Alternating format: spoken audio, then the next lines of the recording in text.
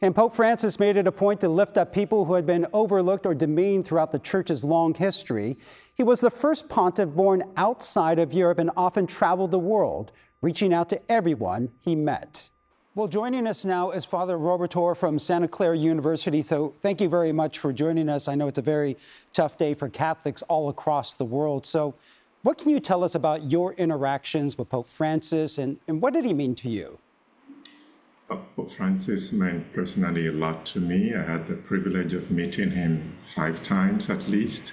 He's a Jesuit. I'm a Jesuit as well, and that means a lot in terms of, a fellow, a colleague, a Jesuit companion. That's what he meant to me.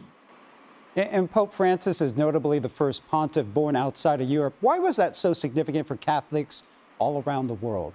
It is significant because the Catholic community is a global community. It spans the entire globe.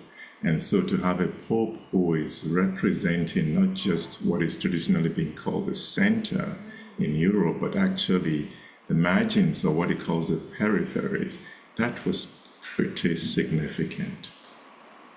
And a few decades, when people look back at the legacy of Pope Francis, what do you think he will be remembered for?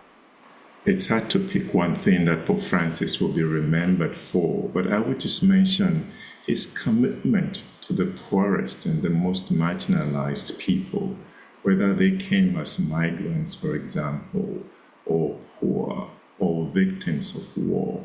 That was significant.